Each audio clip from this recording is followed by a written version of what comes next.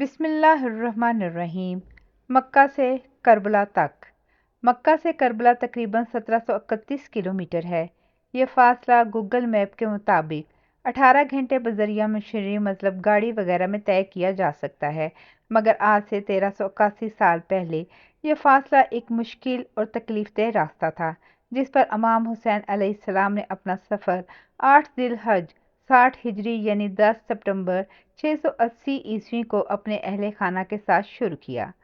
سفر شروع کرنے کے بعد تاریخ کی کتابوں میں 14 مختلف مقامات کا ذکر ملتا ہے جہاں امام علیہ السلام نے یا پڑاؤ کیا یا مختلف لوگوں سے ملے اور یا لوگوں سے خطاب کیا۔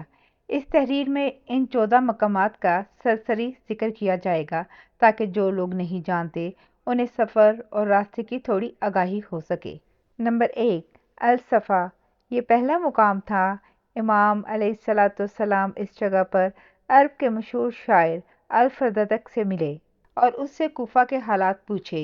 شاعر بولا، کوفہ والوں کے دل آپ کے ساتھ ہیں اور ان کی تلواریں آپ کے خلاف ہیں۔ شاعر نے امام کو کوفہ جانے سے روکا، مگر امام حسین اپنا سفر شروع کر چکے تھے۔ نمبر 2، ذات ارق۔ مکہ سے کوفہ جاتے ہوئے یہ دوسرا مقام ہے جو مکہ سے تقریباً 92 کلومیٹر پر ہے۔ اس مقام پر امام اپنے کزن عبداللہ ابن جعفر سے ملے اور اس مقام پر عبداللہ ابن جعفر نے اپنے دونوں بیٹوں عون اور محمد کو امام کی خدمت میں پیش کیا اور ساتھ ہی امام کو کوفہ جانے سے روکا، جس پر امام حسین علیہ السلام نے جواب دیا، میری منزل اللہ کے ہاتھ میں ہے۔ نمبر 3، بطن الروما۔ یہ مقام ذات ارق سے کچھ کلومیٹر آگے ہے۔ یہاں امام نے قیس بن مشیر کے ہاتھ کوفہ والوں کو خط لکھا۔ یہاں امام کی ملاقات عبداللہ بن متی سے ہوئی جو عراق سے آ رہا تھا۔ عبداللہ نے امام کو آگے جانے سے روکا اور بولا، کوفہ والوں پر بھروسہ نہیں کیا جا سکتا، وہ اہل وفا میں سے نہیں، مگر امام نے اپنا سفر جاری رکھا۔ نمبر 4، زرود۔ حجاز کی پہاڑیوں پر یہ ایک چھوٹا سا ٹاؤن تھا۔ یہاں پر حجاز کی پہاڑیوں کا سلسلہ ختم ہو جاتا ہے اور عرب کا تپتا ریگستان شروع ہوتا ہے۔ یہاں امام کی ملاقات زہیر ابن القائن سے ہوئی۔ اسے جب پتہ چلا کہ امام کس مقصد کے لیے جا رہے ہیں تو اس نے اپنا تمام سامان اپنی بیوی کے حوالے کیا اور اسے کہا کہ تم گھر جاؤ، میری خواہش ہے کہ میں امام حسین علیہ السلام کے ساتھ قتل ہو جاؤں۔ نمبر 5، زبالہ۔ اس مقام پر امام کی ملاقات 2 آدمیوں سے ہوئی جن کا تعلق عرب کے قبیلے اسدی سے تھا۔ انہوں نے امام کو کوفہ والوں کے ہاتھوں جناب مسلم بن عقیل کی شہادت کی خبر دی۔ امام علیہ السلام نے فرمایا، بے شک ہم اللہ کے لیے ہیں اور اسی کی طرف لوٹ کر جانے والے ہیں، اور بے شک وہ ہماری قربانیوں کا حساب رکھنے والا ہے۔ اس مقام پر امام نے اپنے ساتھ چلنے والوں کو بتایا کہ جناب مسلم اور جناب ہانی کو شہید کر دیا گیا ہے اور کوفہ والے ہماری نصرت نہیں کریں گے۔ امام نے اس مقام پر فرمایا، جو چھوڑ کر جانا چاہتا ہے واپس چلا جائے۔ بہت سے قبائل جو راستے میں امام علیہ السلام کے ساتھ اس امید پر چل پڑے تھے کہ انہیں مال و دولت ملے گی، اس مقام پر ادھر ادھر بکھر گئے اور واپس اپنے گھروں کو لوٹ گئے، اور امام علیہ السلام کے ساتھ ان کے اہل خانہ سمیت تقریباً 50 لوگ رہ گئے۔ نمبر 6، بطن العقیق۔ اس مقام پر امام میں اکرمہ قبیلے کے ایک آدمی سے ملے جس نے امام علیہ السلام کو آگاہ کیا کہ کوفہ میں آپ کا کوئی دوست نہیں۔ کوفہ کو یزید کے لشکر نے گھیرے میں لے لیا ہے اور اس کے داخلی اور خارجی دروازے بند کر دیے ہیں، اور کوفہ تشریف نہ لے جائیں۔ یہاں بھی امام حسین علیہ السلام نے اپنا سفر جاری رکھا۔ نمبر 7، سورات۔ اس مقام پر امام حسین علیہ السلام نے رات بسر کی اور صبح اپنے قافلے سے کہا کہ جتنا پانی ہو سکتا ہے ساتھ لے لیں۔ نمبر 8، شرف۔ اس مقام پر امام حسین علیہ السلام کے ساتھیوں میں سے ایک چلایا کہ اس نے ایک لشکر کو اپنی طرف آتے دیکھا ہے۔ امام حسین علیہ السلام فوراً قافلے کا رخ موڑ کر قریب ایک پہاڑ کے پیچھے لے گئے۔ نمبر 9، ذو حسم۔ اس مقام پر امام حسین علیہ السلام کی ملاقات हुर और उसके 1000 सिपाहियों से हुई जो प्यासे थे। इमाम हुसैन अलैहिस्सलाम ने सबको पानी पिलाने का हुक्म दिया और बजाते खुद भी सबको पानी पिलाया और जानवरों को भी पानी पिलाया गया। इस मुकाम पर ज़ोहर की नमाज अदा की गई और सब ने मिलकर इमाम की इमामत में नमाज ज़ोहर अदा की।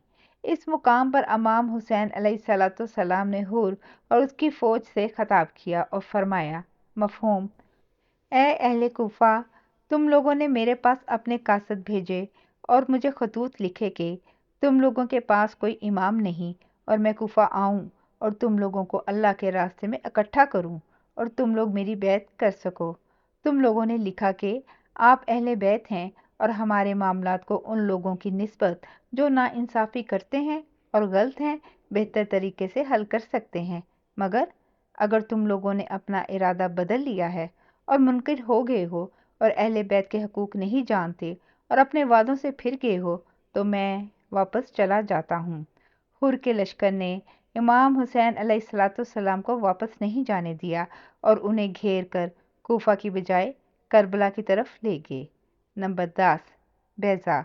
इमाम अगले दिन बैज़ा पहुँचे और इस मुकाम पर फिर हुर के लश्कर से खिताब किया। आपने फरमाया, मफ़हूम, लोगों, रसूलुल्लाह सल्लल्लाहु अलैहि वसल्लम ने फरमाया है, जो शख्स ऐसे बादशाह को देखे जो जालिम हो, अल्लाह के हराम करार दिए को हलाल कहे, खुदाई अहद व पैमान को तोड़े, सुनते रसूल की मुखालफत करे और अल्लाह के बंदों पर गुनाह और ज़्यादती के साथ हुकूमत करता हो, तो वह शख्स अपनी ज़बान, अपने फ़ेल और अपने हाथ से उस बादशाह को ना बदले तो अल्लाह को हक़ पहुँचता है कि ऐसे शख्स को उस बादशाह की जगह जहन्नम में दाखिल करे।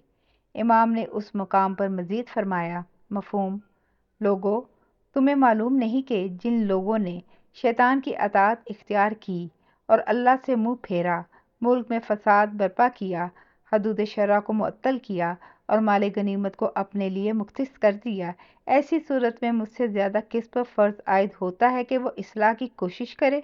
मेरे पास तुम्हारे कासिद आए और खतूत पहुँचे कि तुमने बैत करनी है और तुम मेरे मददगार बनोगे और मुझे तन्हा ना छोड़ोगे। बस अगर तुम अपना वादा पूरा करोगे तो सीधे रास्ते पर पहुँचोगे।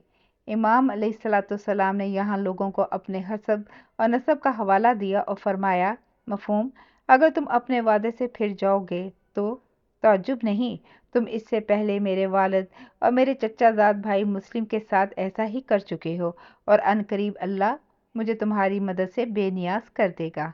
इमाम अलैहिस्सलाम की तकरीर सुनकर हुर ने इमाम से कहा कि अगर आपने जंग की तो आपको कत्ल कर दिया जाएगा।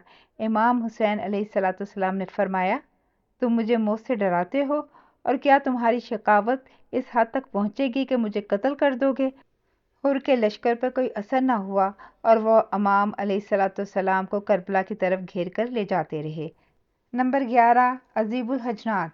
इस मुकाम पर इमाम की मुलाकात तरमा बिन अदी से हुई, जिसने इमाम अलैहिस्सलाम को कूफे वालों के ख़तरनाक इरादे से आगाह किया, जिसे इमाम अलैहिस्सलाम पहले ही जानते थे, और इमाम से अपने साथ को आजा चलने की दरख्वास्त की ताकि इमाम वहाँ पनाह ले सकें। इमाम अलैहिस्सलाम ने फरमाया, मफ़हूम, अल्लाह ताला तुम्हें और तुम्हारी कौम को जज़ाए खैर दे। हम में और इन लोगों में अहद हो चुका है और अब हम उस अहद से फिर नहीं सकते। नंबर 12, कसरे बनी मकातल। फैसला हो चुका था कि इमाम अलैहिस्सलाम को कूफा नहीं जाने दिया जाएगा। चुनांचे हुर के लश्कर ने कूफा का रास्ता बदलकर इमाम को घेर कर करबला की तरफ ले जाना शुरू किया और इमाम अलैहिस्सलाम रास्ते में कसरे बनी मकातल रुके और शाम के वक्त में इमाम ने फरमाया, बेशक हम अल्लाह के लिए हैं और उसी की तरफ लौटकर जाने वाले हैं। इमाम अलैहिस्सलाम के 18 साला बेटे अली अकबर रज़ी अल्लाह ताला अन्हु इमाम के करीब आए तो इमाम ने फरमाया कि उन्होंने ख्वाब में किसी को कहते सुना है कि ये लोग उन्हें कत्ल करने वाले हैं, जिस पर जनाब अली अकबर ने इमाम अलैहिस्सलाम को तसल्ली दी और फरमाया, मफ़हूम, क्या हम सीधे रास्ते पर नहीं हैं? नंबर 13, निनवा। इस मुकाम पर हुर को इब्ने ज़ियाद का ख़त मिला जिसमें उसने लिखा था कि इमाम हुसैन अलैहिस्सलाम जहाँ हैं उन्हें वहीं रोक लो और उन्हें ऐसी जगह उतरने पर मजबूर कर दो जहाँ पानी और हरियाली ना हो। हुर ने इमाम को इब्ने ज़ियाद के ख़त से आगाह किया। आपने फरमाया, ہم اپنی مرضی سے نینوا میں خیمہ زن ہوں گے، جس پر حر نے کہا کہ ابن زیاد کے جاسوس ہر چیز کی نگرانی کر رہے ہیں، لہٰذا میں آپ کو ایسا نہیں کرنے دے سکتا۔ پھر امام کا قافلہ ایک مقام پر پہنچا تو امام حسین علیہ السلام نے پوچھا، اس جگہ کا کیا نام ہے؟ کسی نے جواب دیا، کربلا۔ امام علیہ السلام نے فرمایا، یہ کرب و بلا کی جگہ ہے، یہ وہ جگہ ہے جہاں ہمیں قتل کیا جائے گا۔ نمبر 14 کربلا۔ امام علیہ السلام کے حکم پر کربلا کے میدان میں خیمے گاڑ دیے گئے۔ دریائے فرات خیموں سے کچھ میل کے فاصلے پر تھا اور یہ 2 محرم 61 ہجری کا دن تھا اور عیسوی کیلنڈر پر 3 اکتوبر 680 کی تاریخ تھی۔ اس آرٹیکل میں کربلا کے حالات تفصیلاً بیان نہیں کیے جا رہے ہیں۔ اس آرٹیکل کا مقصد امام حسین علیہ السلام کے مکہ سے کربلا تک کے سفر میں آنے والی منازل و چیدہ واقعات کا ذکر کرنا تھا، تاکہ جو لوگ نہیں جانتے انہیں 1731 کلومیٹر کے امام کے اس سفر کی تھوڑی آگاہی ہو۔ جزاک اللہ خیر۔